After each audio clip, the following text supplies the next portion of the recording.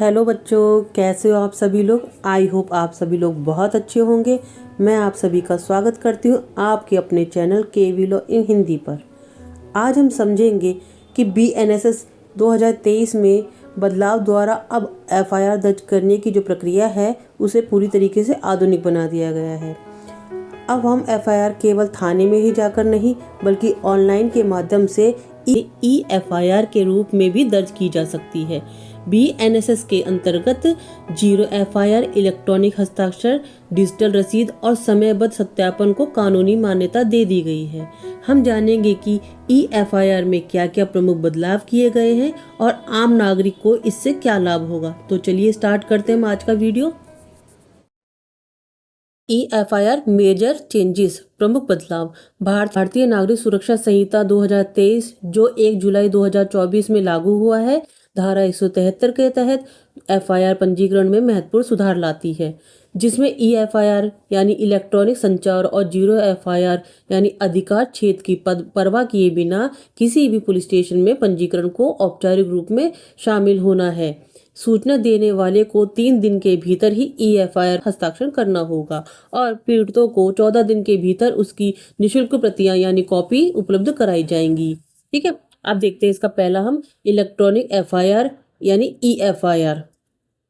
संज्ञेय अपराध के बारे में जानकारी अब इलेक्ट्रॉनिक संचार के माध्यम से भी भेजी जा सकती है, जिस पर संबंधित व्यक्ति द्वारा 3 दिनों के भीतर हस्ताक्षर किए जाने होते हैं।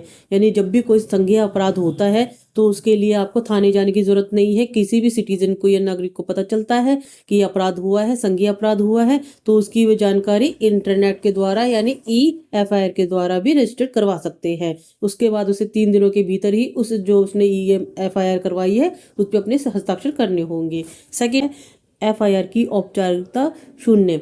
FIR किसी भी पुलिस स्टेशन में जाकर दर्ज की जा सकती है, चाहे अपराध किसी भी क्षेत्राधिकार में हुआ। यानी पहले जो होता था, पहले जो थाने में जो क्षेत्राधिकार थाना होता उसी में जाकर अपनी FIR दर्ज करनी होती थी।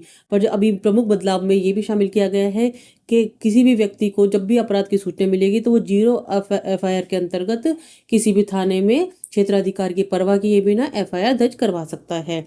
थर्ड है अनिवार्य प्रारंभिक जांच। 3 से 7 वर्ष की जो सजा वाले अपराध होते हैं उसमें प्रथम दृष्टया मामला बनता है या नहीं बनता है, ये निर्धारित करने के लिए 14 दिन के भीतर प्रारंभिक जांच की जा सकती है।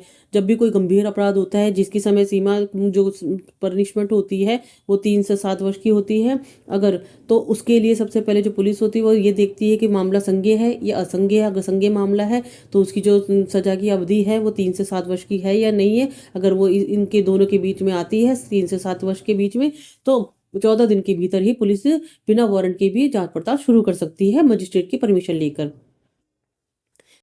फोर्थ है पीड़ित केंद्र उपाय। पीड़ितों को FIR की एक निःशुल्क कॉपी देना, तुरंत प्रदान करना और 90 दिनों के भीतर जांच की प्रगति पर नियमित रूप से अपडेट प्राप्त करने का अधिकार है। जब भी कोई पीड़ित है वो FIR करवाता है तो उसकी जो कॉपी होती है वो बिना किसी भी चार्ज के निःशुल्क ही उसकी कॉपी उस पीड़ित को दी जाएगी और 90 दिनों के भीतर ही उसकी जांच में क्या क्या अपडेट हुए हैं वो व्यक्ति को जानने का अधिकार है।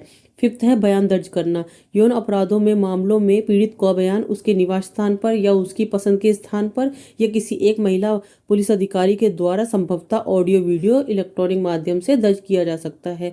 जब कोई यौन अपराध के मामले होते हैं तो उस महिला को की प्राइवेसी को ध्यान में रखते हुए किसी महिला पुलिस अधिकारी के द्वारा उसका जो बयान होता है वो ऑडियो या वीडियो के माध्यम से रिकॉर्ड किया जा सकता है और उस व्यक्ति की सहूलियत के हिसाब से, उसकी सेफ्टी या सुरक्षा के हिसाब से उसके घर में जाकर भी वो बयान रिकॉर्ड किया जा सकता है।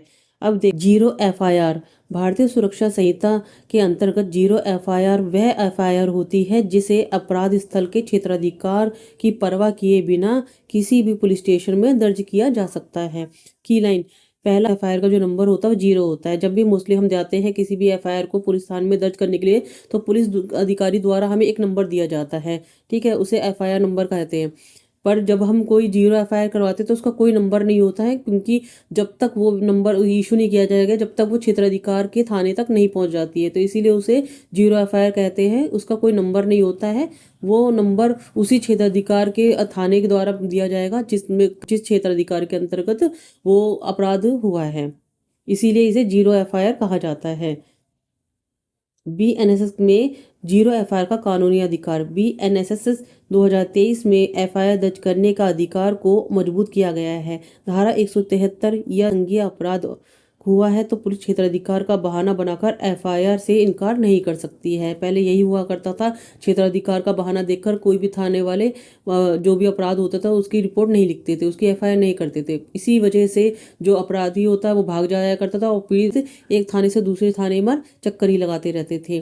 ठीक है, इसी अपराध की जो संख्या है उसको कम करने के लिए और अपराधी को तुरंत से तुरंत पकड़ने के लिए और अब जो कार्रवाई है उसको नियमित रूप से आगे बढ़ाने के लिए शीघ्र से शीघ्र, इसीलिए ये जीरो एफआईआर का कानून बनाया गया है।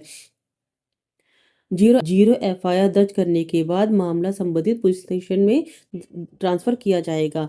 जीरो एफआईआर कब दर्ज की जाती है? पहला, जब अपराध किसी भी अन्य क्षेत्र में हुआ हो।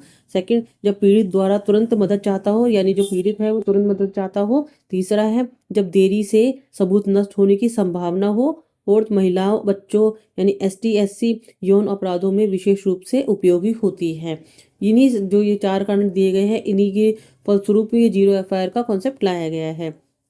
जीरो एफआईआर दर्ज करने की प्रक्रिया। भारतीय नागरिक सुरक्षा संहिता बीएनएसएस 2023 की धारा 173 सब क्लॉज 1 के तहत जीरो एफआईआर की किसी भी पुलिस स्टेशन में दर्ज कराई जा सकती है, चाहे अपराध क्षेत्राधिकार के बाहर ही क्यों ना हुआ हो। ये पुलिस वालों की ड्यूटी हो जाती है कि वे क्षेत्राधिकार के अंतर्गत, जिस भी क्षेत्राधिकार के अंतर्गत वो अपराध घोषित हुआ है, वो वहां पर उसे ट्रांसफर कर देंगे। बीएनएसएस के तहत जीरो एफआईआर दर्ज करने की चरण प्रक्रिया क्या क्या है देखते हैं। पहला, किसी भी थाने में रिपोर्ट करना। शिकायतकर्ता अपराध की जगह की परवाह किए बिना नजदीकी पुलिस स्टेशन में शिकायत दर्ज कर सकता है। सेकंड, शिकायत दर्ज करना। धारा 173 संज्ञेय अपराध की सूचना मिलते ही पुलिस अधिकारी को तुरंत एफआईआर लिखित होगी। यदि जानकारी मौखिक है तो उसे लिखित रूप में पढ़ा जाएगा और शिकायतकर्ता के उसके हस्ताक्षर भी लिए जाएंगे। थर्ड है जीरो नंबर।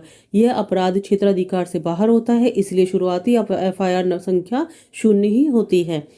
फोर्थ है थाना स्थानांतरित करना। पुलिस स्टेशन इसे जीरो एफआईआर की जांच के लिए वास्तविक क्षेत्राधिकार वाले पुलिस स्टेशन में स्थानांतरित यानी ट्रांसफर कर देती है और वही इसकी एफआईआर की संख्या भी देते हैं। फिर है पुनः पंजीकरण। संबंधित पुलिस स्टेशन में इसे एक नियमित एफआईआर के रूप में फिर से दर्ज किया जाता है और जांच शुरू की जाती है। इसके मुख्य बिंदु देखते हैं हम।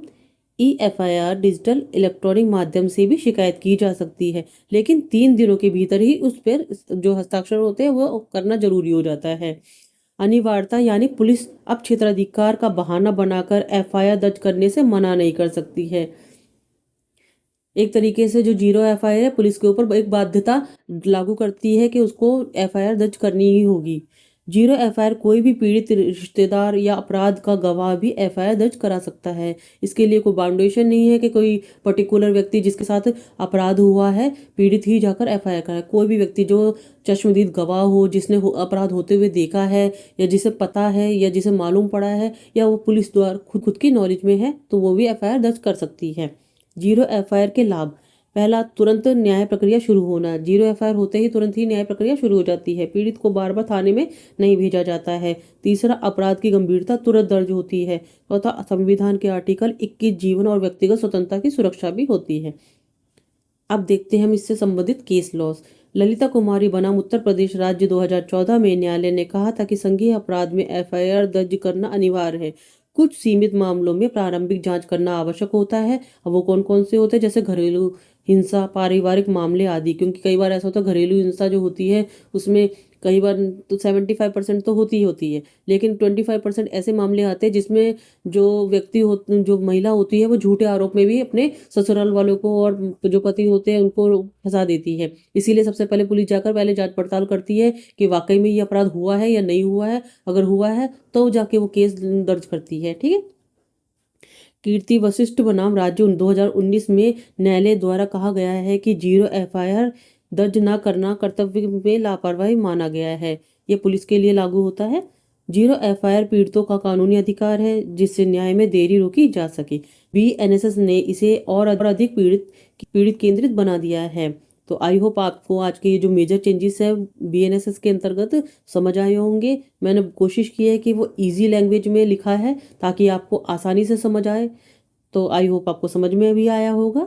तो अगर आपको मेरा पढ़ाया हुआ समझ में आता है तो आप मेरे चैनल को लाइक कीजिए, सब्सक्राइब कीजिए और अपने दोस्तों के साथ शेयर कीजिए। राधे राधे।